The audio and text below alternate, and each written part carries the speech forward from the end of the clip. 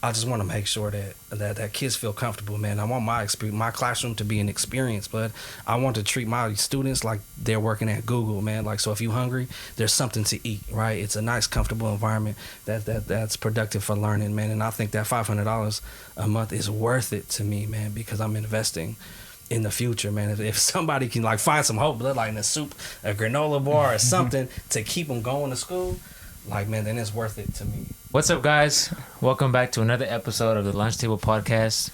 And today, as you can see, we got a very special guest. We got our old teacher from high school. We got Uncle Bennett with us. What's that? We appreciate you taking the time out of your day to come with us and join us here to have a chat. No doubt.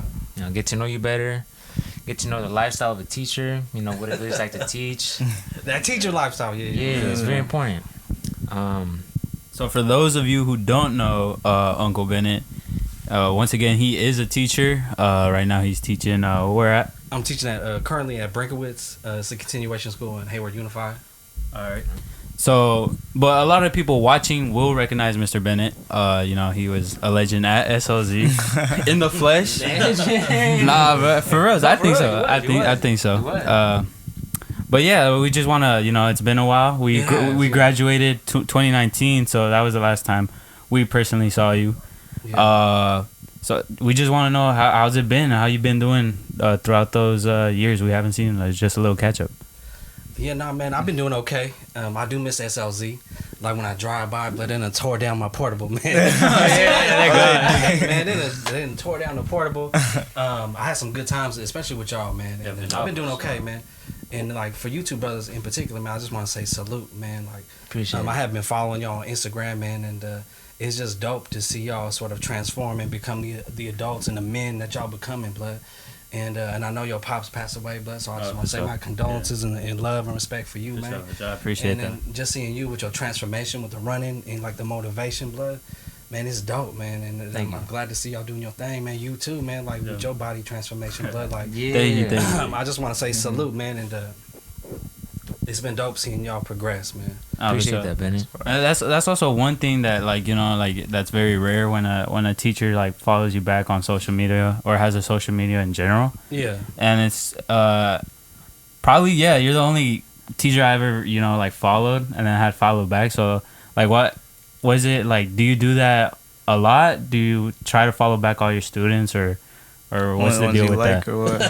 No, I do, man. I generally do follow everybody that follows me. There was one stalker, you know. I'm just messing. Nah, but on the real, yeah, I do, man, and it's a way for me to keep up, and because you know, like I try to have lifelong relationships with my students, man. It don't stop once you graduate, or it don't stop if I leave the school, man. Like we all need a supportive adult in your life, man. And I give all my students, man, I'll be in your life for as long as you need me to be in your life or want me to be.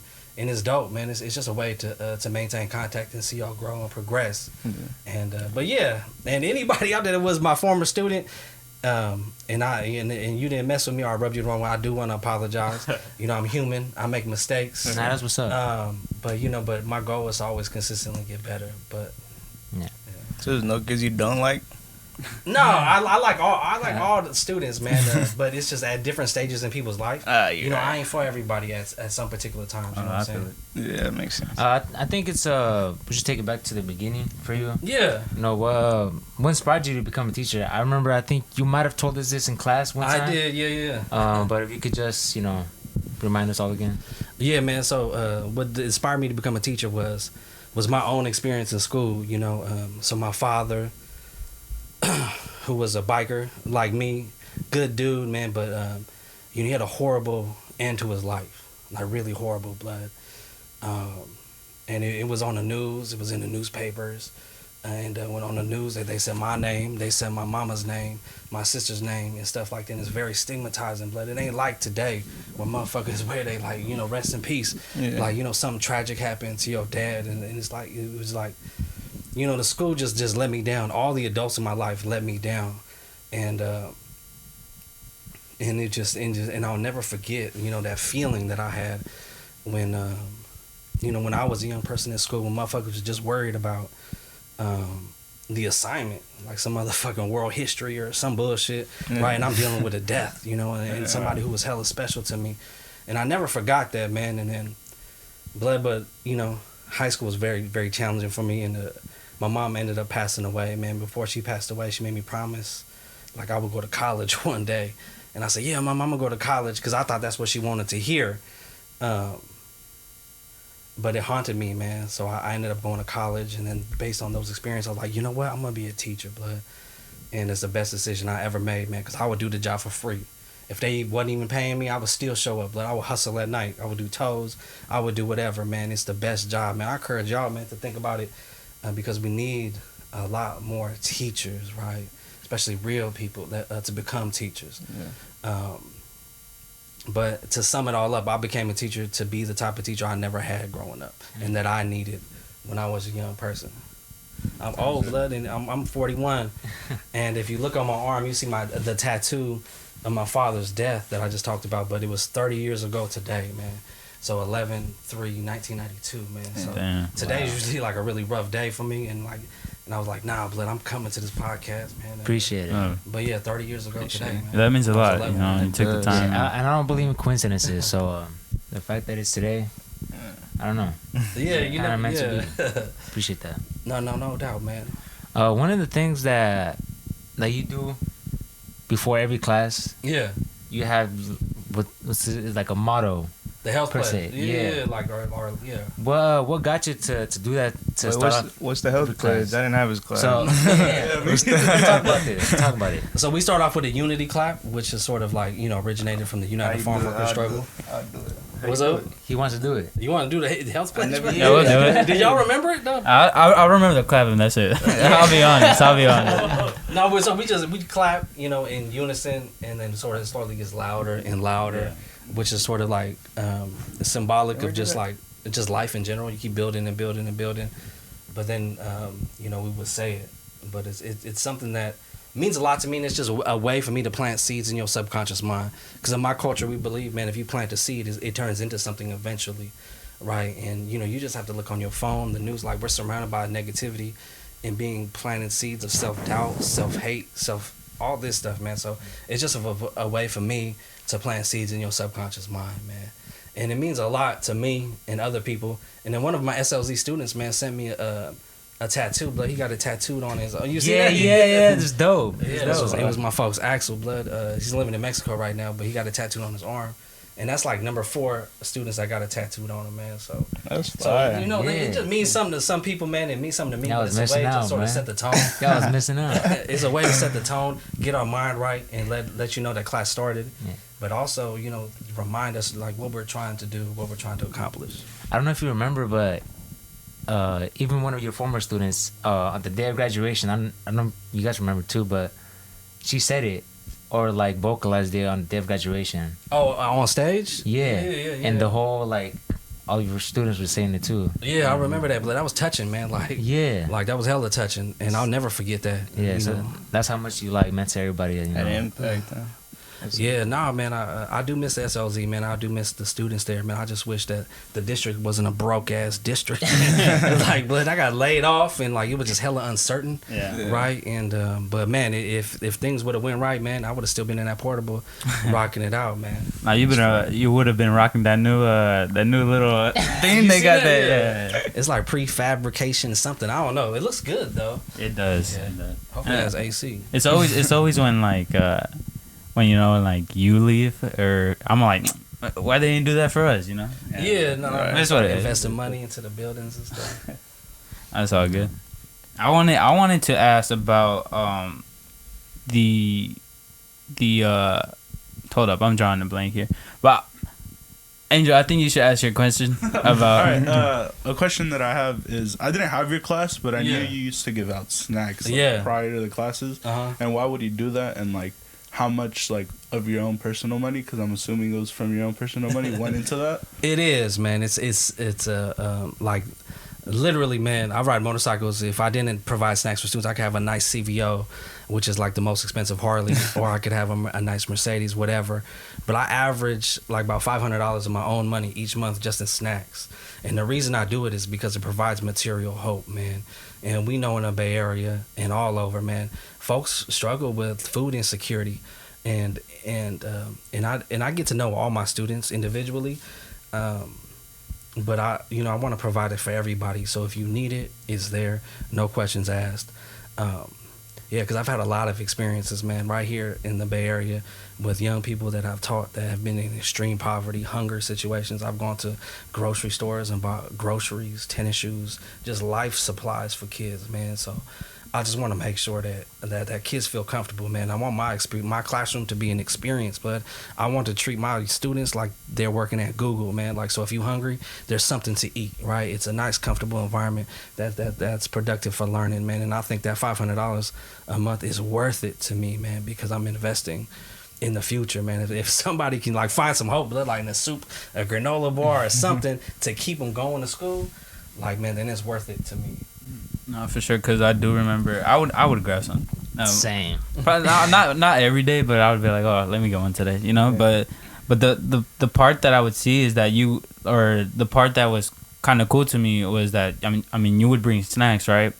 And then you would also let kids that didn't have your class get snacks. Yeah, I would have said I think I got a granola bar like so it was kind of cool in the sense that like you let that happen even knowing like you didn't know that kid. Yeah. So it's just kind of like, oh, like it's pretty cool that like for example, as a kid, like you want to be like, oh, I know Bennett has a snack, I could go get a snack from Bennett's class. Yeah. And he won't even trip about it. So I mean that's pretty dope of you to do. It is. Yeah, it's part of like a hidden curriculum. Like a lot of the things I try to teach y'all, it wasn't explicitly taught, and I try to teach y'all how I live my life. And part of it is providing snacks because my experience is that young people, they watch you more than they listen to you, man. And me trying to provide an example of just many different things that I try to teach you without explicitly teaching you. And sometimes, like that question, sometimes it's the things that stick, right? And then when y'all are in a position to give back, or your chosen profession, hopefully it'll sort of like provide a template or an example of how we survive collectively, right? And it's by sharing.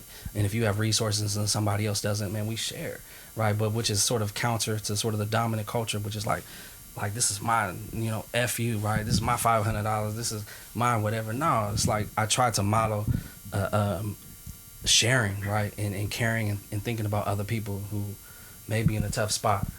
For sure, because not putting anybody on blast, but I know teachers would sell waters. Yeah.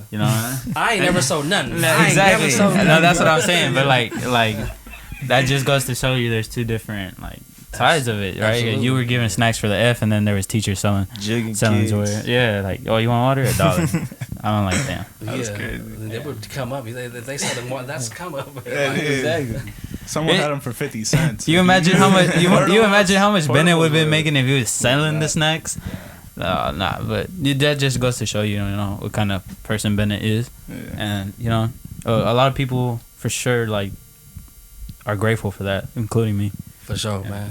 I think kind of following up on like what you said, like you try to teach your students lessons. One way you tried to do that was doing the baby project. Yeah, the baby project. So explain to us how that came about for you to throw it out as an idea and to make it so that your students realize the importance of it. Well, the baby project, man, is an experiential learning activity, man, where you got to carry a fake baby, right? And it's not on a hype of like I'm trying to prevent y'all from having kids or some sort of like safe sex initiative. It's like it's centered around Tupac's idea of thug life, right? The hate you give little infants fucks everyone, right? And the importance of like the first 5 years of a child's life to maintain, supportive, nurturing environment for that child, right? Because as an adult, as an educator, man, I see some of the best and the brightest kids. Right, they have minds like fucking Albert Einstein, but they don't believe in themselves, blood, or their self-esteem is hella low, man, because something that happened to that young person, man, that and a lot of it starts when young people are young, man, and so The Baby Project is centered around Tupac's notion of thug life, but it's also sort of like built on the research from Harvard University, the Center of the Developing Child, their toxic stress sort of framework, toxic, tolerable, and positive stress in a child's life, and the importance of having supportive adults in their life, right? Because in my opinion, man, the young people are getting better and better and better as far as like the generations, man. Like, so I just wanted something that's memorable, right? But also attach some of these other concepts to it, right? And, you know, a lot of teachers had problems with it, like thinking it's a lot on some safe sex or like not wanting y'all to have children or whatever. Right. It's not like that, man. I just wanted something that would be memorable, but also, you know, to reinforce the importance of sort of making sure that kids and children have a safe, stable, nurturing environment. And to remind y'all, man, we all got little nieces, nephews, brothers, sisters, right? That their parents, we know that their parents, man, maybe that might be on some drugs, or that they might get their ass beat at home all the time, or they forced to do all this other shit. And it's a reminder that, yo, you can be that safe, you can be that supportive adult in that child's life, man. You don't need permission, man. They all need that. And just to sort of take the initiative to build that relationship with a youngster, to be a supportive adult in their life, man. Because one of the, you know, like having a supportive adult in your life is a great predictor of, you know, future success, man. And lastly, I think what I wanted to do was to sort of like us envision and create a society where we support parents, right? And we support people who have kids in real ways to make sure that their young person can reach their fullest potential. Because y'all are the future, man. Like, I'm not boo-boo the fool. I wasn't born yesterday. Like, I wouldn't spend my life and my finances, my time investing in young people if I didn't really believe in y'all, man. And that was just a way to sort of reinforce it. Like, when y'all do have kids, you want to make sure that you provide that safe, stable, nurturing environment so their first 5 years, you know, can be set, man. And I think the only reason I'm not a killer or I'm not spending life in jail is because I had that safe, stable, nurturing environment. When I was young, I knew what love was, man. And so in the midst of drug use, in the midst of abuse, in the midst of fucking police kicking down your door, arresting my dad and shit, like, I grew up, I still had a bunch of trauma after he died and stuff, but I was able to sort of navigate that because of that foundation of love that I received. So, going on the Baby Project, I know you also had a chess unit. Oh, yeah, Is there any, units that, stick out or that are your favorite throughout the years? Or have you added any? It always changes depending on what class I'm teaching, but chess is something I do love, and just getting young people to really think about, be strategic about how they move through life, things that they do. I love it, like I really do. And also like young people speaking, man. Did we do quote battles and stuff in our class? Or yeah, I think we did quote battles. Yeah, so it's like where people get quotes and they kind of see who can perform it the best. Yeah, we did. Exactly. Yeah, I do a lot of more public speaking now because I try to engender feelings of anxiety, of terror, right? Of that little voice in your head talking you out of something, right? I want to put my students in that situation and I want to help them fight through that. And one of the number one ways I know to do that is by public speaking, right? Because people get nervous, like, man, blood, I sound weird, like, you know, and that little voice tries to talk you out of it. Yeah. But like, you know, like on the other side of that is where you're supposed to be. Yeah. Is your life, is your destiny, right? But a lot of us, myself included, have been talked out of amazing opportunities because of fear, because of that little voice, right? So I want to put my students now, I'm putting a lot of them in those tough situations to battle back anxiety, because anxiety is at a really all-time high, man, in my experience, and a lot of students getting their ass beat by it, right? They can't do nothing. They just stricken, right? Like, when do we start fighting back? You know, I'm not a psychologist, whatever, but I do want to equip them with some tools to fight back. Yeah, when we started this podcast, like, very quickly I realized, I was like, man, like, I remember when Bennett was making us do them speeches in class. Yeah. And I wasn't good at it in class, but I think now, like, I'd be able to do good, because now that, like, I can talk in front of the camera and in front of my guys right here, like, I'm very more comfortable and open to say whatever, you know. So I think it was thanks to that, like, remembering, like, what I did in class, too. So, like, I think that's very important to start speaking up. And, yeah, I'm tired of that, too, how people just don't want to talk. And, like, I think Adara emphasizes, too, how, like, people, like, fake hair and don't like to talk, like, the truth. Yeah. And just, like, you know, be speaking some fake shit. And I don't like that either. Yeah, say whatever just to get by. Like, exactly. Right. And I think that all that, like, it messes up with anxiety too. So, and it just frees up. And so, but it's a constant battle for me too. Like, I'm still not perfect with it, but, you know, it's just trying to get better every day with it. Heck yeah. It's your front line of defense, man. Before you swing on somebody, man, you're going to use your voice to check them. Especially for our young ladies, man, they live in a hostile world. So they're going to have to use their voice to check somebody, right? So, and or to sort of de-escalate situations, right? So I want to, you know, make sure that, you know, young people have the confidence to speak when necessary, to take action, and just to sort of advocate for themselves too. Yeah. When you have those days in class where you're just not there mentally, like, how do you fight through that? Oh man, it's a lot of self-talk, right? And it's also to know that, you know, tomorrow's a new day, man. I make a lot of mistakes, man, like hella mistakes, but I know, man, tomorrow is a new day, man, and it's a new opportunity to get better, right? Like that saying, like Rome wasn't built in a day, right? And then, you know, Rome it wasn't destroyed in a day either, right? So things take time, right? And me knowing that I may have slacked off in some area or whatever, you know, there's still time to get back on my discipline or to sort of micro-calibrate and to make things better for young people. Or if I'm going through something, man, it's a lot of self-talk. And a lot of times it's the young people, man, that help me through some of the stuff that I go through. Seeing them, but like it's, you know, it's the best part of the day sometimes, man, because they funny. They just give you life when you're going through something. But for me to get through it, man, is one of my strategies is just my self-talk. It's like just encouraging myself and like, you got this, you can do this. Like, yeah. How was it being a teacher going through the pandemic? Because you don't get to see your students face to face and like interact with them as you used to. I hated it, man, because y'all know how I am, man. I tried to recreate it on Zoom or whatever, but I did visit all my students' homes, man. Like, I would drop off assignments and shit, and it was trash, man. But I think that, you know, it was better than nothing, man. So, but I did not enjoy it, man. I'm a people person. I like to see you, man. So. I did not enjoy it one bit, man, but I did try to humanize and to make connections when I could. How was it going back after, like, having your class again, having people go, like, masks? Was that weird? It was hella weird, blood, because, like, you know, for me, like, you know, like, I like you just see somebody, like they be catfish. Rob me. But, like, you know, you can't really read somebody's body language completely, right, just by seeing their face, so...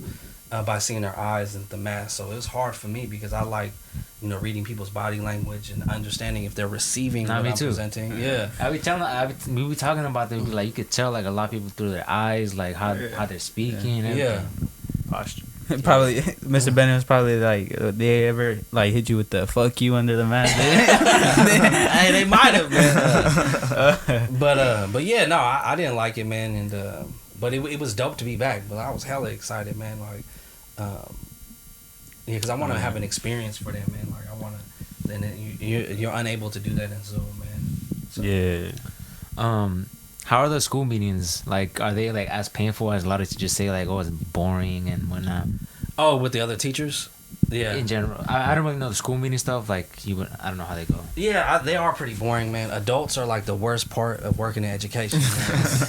And, you know, that's not to slight any of the teachers I've worked with now or in the past or whatever, but working with adults is hella hard, man, and especially teachers. Teachers some weird motherfuckers, man. I don't mean to cuss, man, but see, some teachers are weird, man, myself included, but, you know, and some of us can be very challenging to work with, but, yeah, no, it's bad, man, those meetings, man, so, but it's something that we got to do to get the job done and things like that, so it's just something I try to plow through. Throughout your whole career as a teacher, have you ever had, like, the feeling that other teachers did not like you and the way you taught? Yeah, I do, man. You know, and, like, you know, you would hear things or people would make remarks to you, and people that don't understand, right? I think teaching and learning is much more than worksheets, right? Or like, or like, yo, blood, like, give you a list of assignments to, like, okay, you're missing this. You have a 79%. like that's a pedagogy of poverty, right? Yeah. Which was written about in 1991 by this dude named Hammerman. It was his last name, but that's like so old school teaching and learning, right? Yeah. And the way I have been educated as an educator is the complete opposite, man. So, and a lot of people have problems with that, and a lot of people don't understand. A lot of people think I'm hella young, or like I'm a new teacher too, right? And so like, you know, initially like people just are real hesitant on me, right? So it's like when I first came to SOZ, it was hella weird. Nobody really talked to me, man. Like shout out to Mr. Jackson, that's my people's blood. Miss Bellamy, Jack. Miss Bellamy, Mr. Jackson, it was my people's blood. And then, but like a lot of other people were real hesitant, man, like real cautious and you know, like looking at me like, damn, but like, you know. They thought you was a student. Yeah, a couple times, man. Like you know, a couple of thought that like you know it was my first year teaching and shit. Like, really? Oh yeah, so this is your first year teaching? Like, hell no, like man, I've been doing this. Like what's it called? Because while at SOZ there was like a couple like student teachers. What are those called? Yeah, student teachers. Student teachers. Yeah, so like people just getting in the game and trying to learn. Were you ever a student teacher? Like in that remark? Like I was, man. So one of my professors at San Francisco State University, Jeff Duncan Andrade, who was like one of the dopest educators, like one of my greatest teachers, and my other homeboy, who was a college professor as well, Patrick Camagnon, they had a program in Oakland called the East Oakland Step to College, right? And so I volunteered for a year to work in their classrooms after I got off of work. So I would get off of work and I would just go straight over there to work in their after school program for free for the first year just to learn the game, blood, just to kind of sit there and soak up the game, blood. Like the power of unpaid internships or unpaid opportunities is priceless, blood. So the game I learned from Jeff and Cam, like it really helped me as I sort of went through my teacher education program. Because I did see another model of teaching and learning, another model of existing and interacting, and another model of being with young people, right? And so, man, but it was, man. Student teaching is kind of sucks, but I love my journey with it. And if anything, y'all watching this, man, the power of unpaid internships, man. There's something that y'all are passionate about. Blood, go find the best person doing it and just work with them for free, blood. Like, you know, just sit there and soak up the game and look how they do it, because there's some experts out there, right? And Jeff and Cam were definitely those experts. Like, they're some of the best teachers ever, right? And I was able to learn from them, so I'm really appreciative of that. Yeah, that's cool that you say that, because a lot of people, like, what they want is gaining whatever it is. Like, for example, like maybe it's money. Yeah. They want to gain that as soon as possible, so they probably won't do an unpaid internship just because they're not gaining with like money or something. But at the same time, you are gaining experience. Hell yeah. But it's just like, you know, like you're not getting paid. Yeah. Right. Like if it's just about money, man, then folks has lost, man. Like I understand getting what you need, but like there's some tremendous opportunities out there and priceless opportunities that you can't even pay for, just by your willingness to be humble, to work for free, and to sort of soak up the game from experts, you know, and that's something I love, man. For sure. How often does your curriculum change, like per year? Because I know Angel kind of tag alonged it, but like when you know something isn't working out, you gotta be like, are you hesitant to be like, oh, this isn't working out, but I'm gonna stick to it? You know, with certain projects maybe that you didn't think worked out well for you? Yeah, no, it changes all the time, man. Like, I don't do the baby project anymore. It changes, it does. And the main thing, the driving force behind the change is the young people in the room and their experience, right? I don't know if y'all remember, but I had wrote that letter to y'all in the beginning of the year, and I gave it to you, and I had you write a letter back to me. It's like I'm constantly sort of like taking notes and inventory about who the young people are in my room and how best to serve them and how I can sort of tailor what I'm trying to teach them and learning to their life experiences, their interests, right? So it's always changing, man. Like nothing stays the same from year to year, basically. Like it's always tweaked a little bit to sort of meet the needs of the young people. So the young people now, like their first year of high school was like a COVID year, right? So their needs are kind of different than what students that I'm working with now, man. So a lot of them need help just like interacting, blood, on how to have conversations with people they don't know, and how to and just how to, I don't know, I can't really put my finger on it, but a lot of them are quiet, man. But like, why y'all so quiet, man? It's the quietest place I ever worked. So I'm trying to pull out their energy, their soul, man, because some of them are hiding behind the mask. Some of them are real comfortable just sitting there, right, with their mask on because they can hide, man. And I don't let them hide though, man. I want to, see who they are and try to help them. Have you had any units that you thought that were gonna be pretty good and they just like ended up failing completely? Flop. Yeah. No, definitely.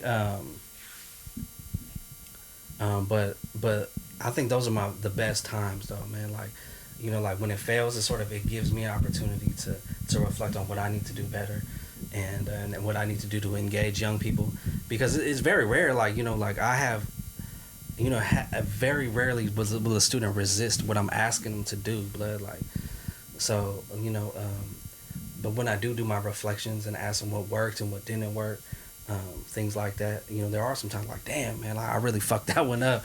But it's a way for me to get better, right? Without those moments, like, you can't necessarily become better, right? And working with humans and being a teacher, man, you always fucking up something, man. So, but the goal is, man, that I always come back and try to be better the next time, and just make things dope. Are you still teaching government and econ?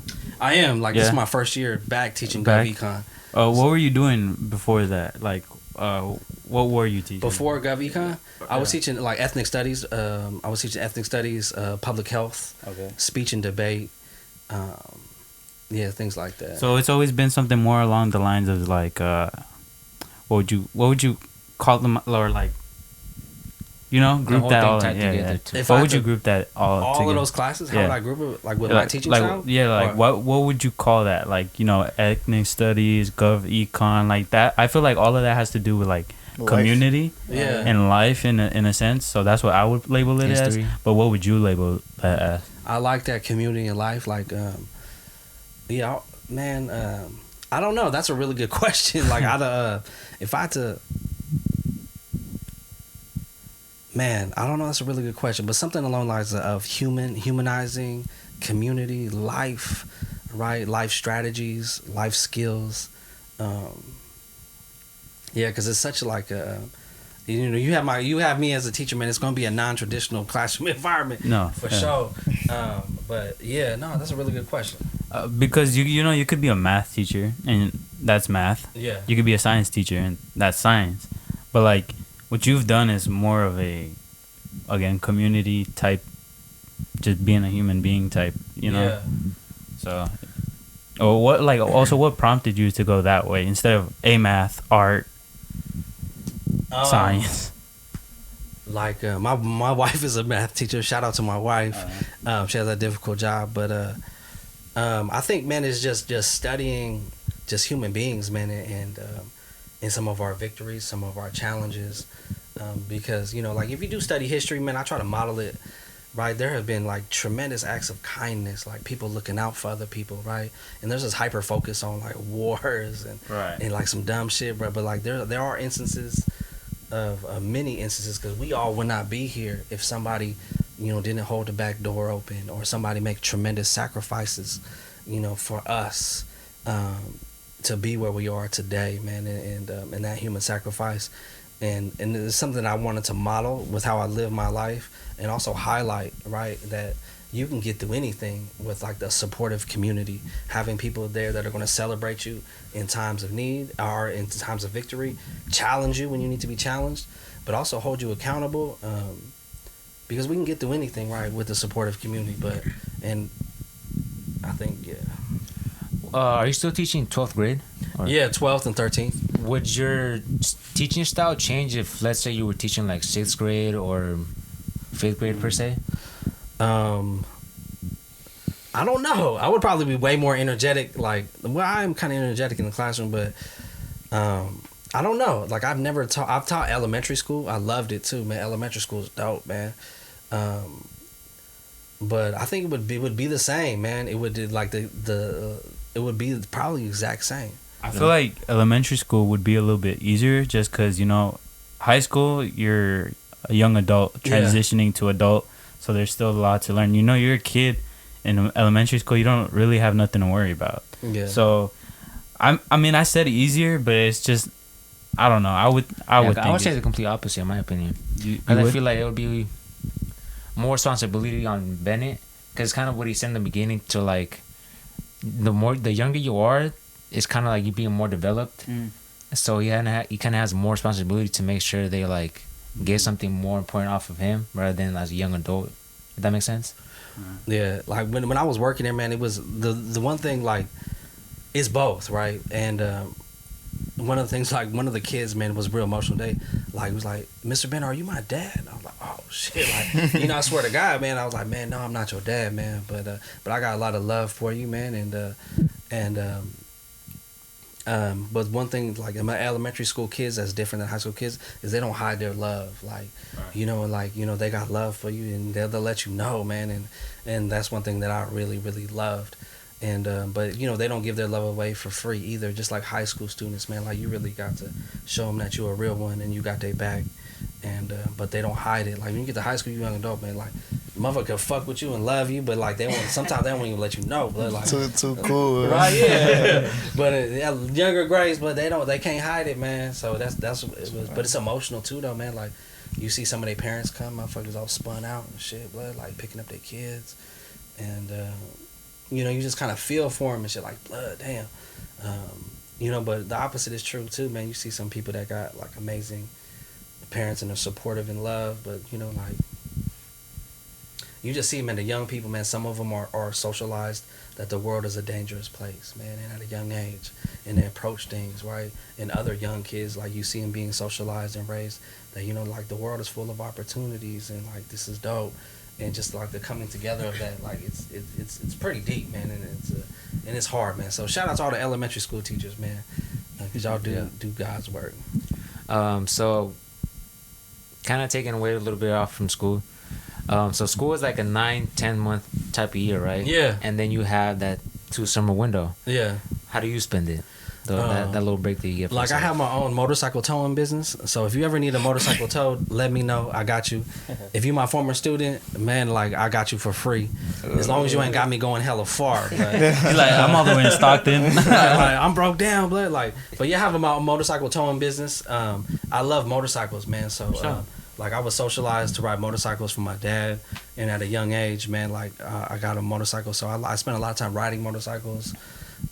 Buying motorcycles at the auction, fixing them up, things like that. And then also spent a lot of time with my wife and daughter. It's a blessing to have that time with her to connect. It's priceless, really. So I do that to stay busy. The zoo? What's up? Yeah, you still work up there? Nah. But I just remember seeing you up there a lot. I would be up there zoo for real, bro. Yeah. Like, cause I have a lifetime pass, man. So like, you go up there for free anytime. You still go? Not since the we've only been like twice since the pandemic, because you have to make an appointment now. Oh, really? So like, there's like specific windows where you can go, and if you're a member, it's like only after like 2:00 you can go. So sometimes I scoop up my daughter, but like, we going to the zoo, and like, we just go horse around for a little bit. How do you get that lifetime pass?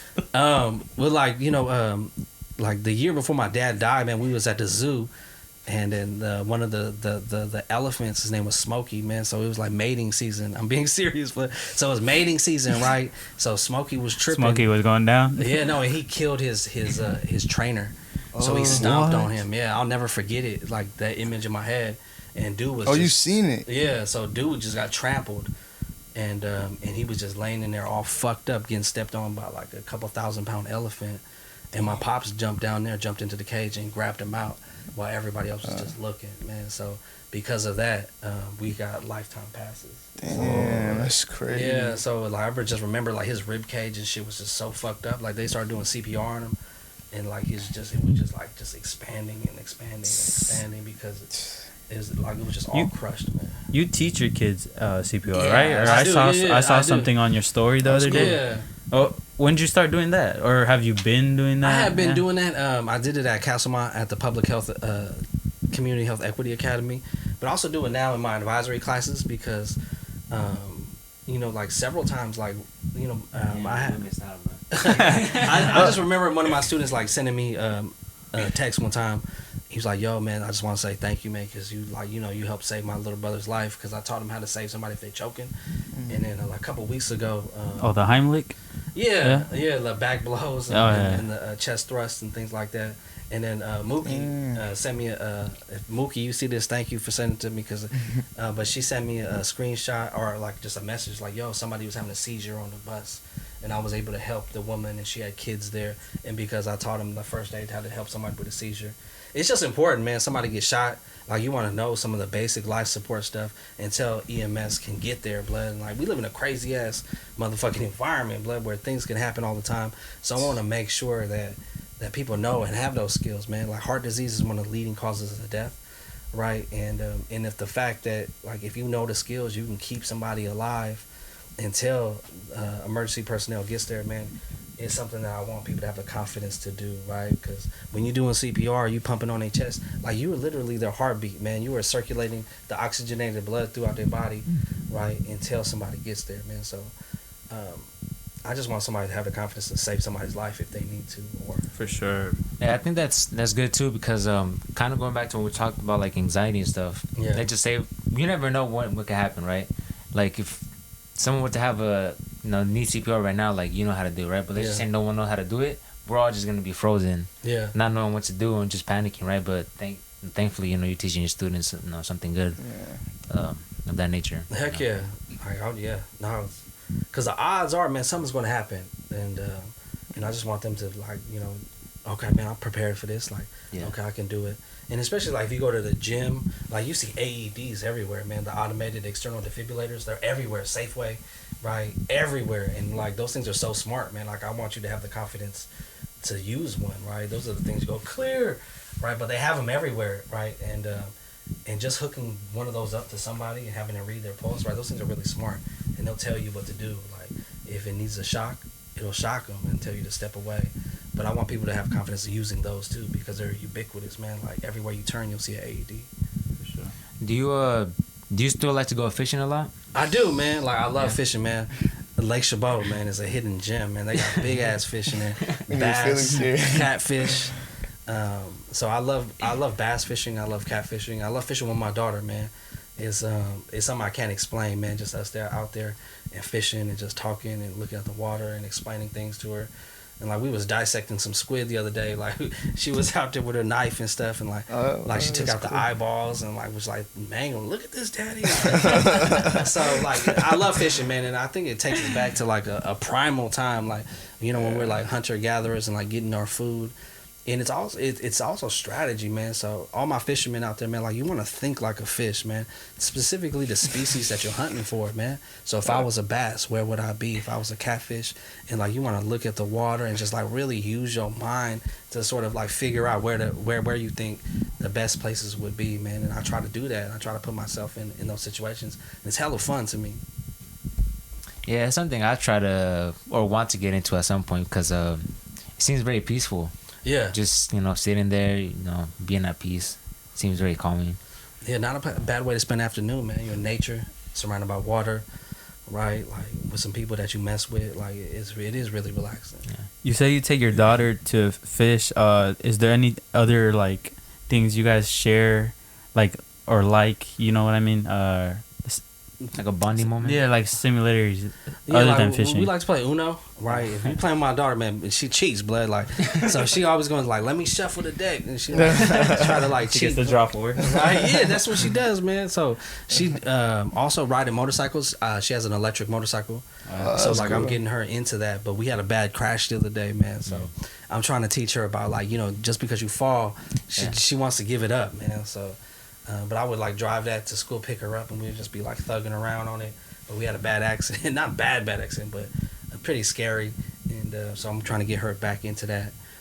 Just reading, like bonding, right? Like, we play fight. She does karate, and I love my daughter, man, immeasurably. Like, she's just like the world to me, man. And but yeah, so yeah, we like, even just sitting there talking to her, doing her homework, right? Like, yeah. But we do like a lot of fishing. She likes to ride her bicycle. She loves to go to a park, right? She's hella strong, but like, she does a monkey bars and stuff. So, yeah. And she's still your only Yeah, kid? only child, man. Unfortunately, though, I did get a letter in the mail the other day that said I have to take a paternity test for a child in LA. No, I'm just messing with you. I was like, whoa. She just took a left turn. No. It's my only kid, man. And I always wanted one daughter, and I named her after my mom. Man, she rests in peace, man. So Susie. So hopefully, man, she's hopefully yeah. You don't plan on having any more kids? No. No, just one and done. But you know, like I'm thinking about adoption, maybe like, you know, maybe some kid that like, you know, that I don't know, that just needs a like place, maybe a little older. Yeah, so maybe when my daughter gets older, maybe a kid that's like in a group homes or the foster system's a little older that nobody kind of wants. I'm thinking about maybe me and my wife adopting a child like that. Are you harder on your daughter per se, maybe just school, or because you and your wife teach? No. Like at this age, man, like I want her to socialize, right, and to sort of like be able to interact with adults and children in a really respectful way. I want her to build confidence. Like I could give a fuck about the schoolwork right now, right? She's in first grade, but like, oh my God, she's not like, man, she's gonna be okay. So like, a lot of people be stressing this shit, but like for me, like I know she's gonna be all right because she's smart, man, and all kids are smart. But I just want her to be able to interact, move confidently, speak, and sort of like, and advocate for others and herself, right? Like, and just have a good time, right? So there's gonna be time for us, like as she gets older, to like really harp in and but I'm gonna be hard on her for sure. Like when it comes to when she gets a little bit older. But for right now, it's just about enjoying herself, finding out who she is, like establishing her friends and things like that. She don't tell you like, oh, I want to be this, that, I want to be that. Not yet. Yo. I remember Angel said he had a question about college. I don't want to get your opinion on that. Oh, yeah, like, what are your thoughts on, like, college, and, like, is it for everybody, or do you... I think, man, it's up to you, man. I say, for young people watching this or listening, like, a lot of adults put hella pressure on you, man. What you gonna do, man? Like, like right, like, you want to go to college, man? Like, hey. But, you know, most adults don't have shit figured out 100%, man. And, like, the dominant narrative for years has been to go to college. But right now, man, there's so much information out there and so much your access to what you're trying to do, man, that I don't know if college is the right way, man. It is a good way to sort of network and to socialize and to have a good time, to like extend sort of some of this post-high school thing, right, in a social kind of way, in a networking kind of way. But I don't think it's the end-all, be-all, man. It depends on what type of field that you're going into, right? Like to be a teacher, you have to have a degree, an advanced degree, and your teacher credential. But not all fields require that, man. So for me, is having the willingness and the courage to step outside and try something that you've always wanted to try, right? If it's being a motorcycle mechanic, right? Finding somebody that does that. If it's photography, I don't know, anything, but finding people that do that in that unpaid internship route, to see if you even like it, right? And test the waters, right? And if you keep on doing that, I guarantee you're going to find something that you like, right, within that given field or through your other things, right? Because there's so much opportunity. You can pick up your phone, man, you can find people who are dope at what you like and hit them up, like if they're local, right? And hit them up again and hit them up again, right? But gaining that real world experience is hell of important. So I think it's just depending on your goals, like what you're trying to do.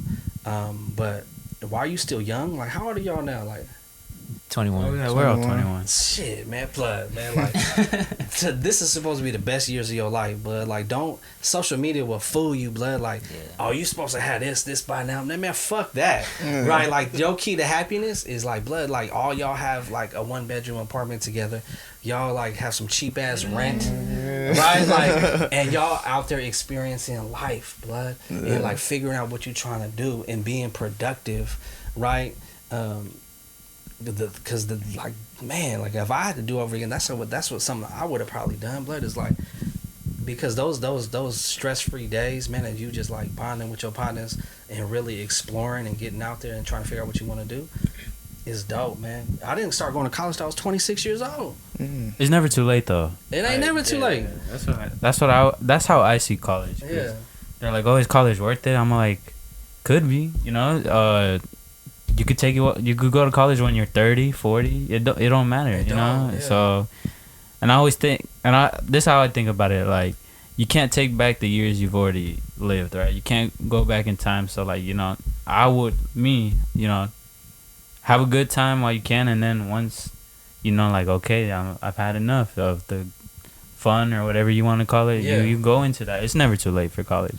That's what I think. But it's also not like, oh, you have to do it now. You have to do it now. So that's how I see. Yeah, college. And people rush into it like not knowing exactly what they want to do and just kind of waste years. Yeah, hell yeah. Like it's hard for the 18-year-old to know what you fuck you want to do. Right. Like, so man, take some time. Like, live life, have different experiences. So for you, like, you always knew at a young age, per se, like, you wanted to be a teacher? Or? No, hell no. Yeah, like, man, I used to be an iron worker, man. I don't know if y'all know what iron workers do, but we build skyscrapers and like rebar and shit. Yeah, it's about iron worker.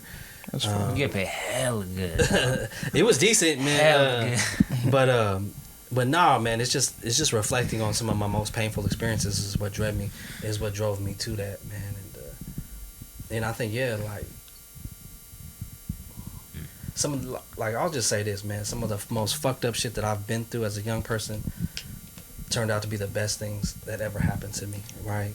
So that's how I see it. Yeah, so if you going through something, if you listening to this or whatever, the things that you go through, man, is what's going to make you, and it's what's going to sort of lead you to. It can make you or break you. Yeah, definitely, it can break you for sure. But if you get through the storm, right on the other side, man, is your destiny, man, and is where you're supposed to be, man. And I wouldn't give up where I am with my wife, my chosen profession, my daughter, for anything, man. And the only way that's led it to me is a lot of fucking pain, man. Fucking years of just like, man, just questioning life and just not understanding why, and but just fighting through it, and somehow I made it, man. But now I reflect back like, damn, if it wasn't for all that things, man, I wouldn't be where I am. So no regrets. Yo, it's hella shit I regret, but like some of the major things, but like we all do things, but like, man, fuck.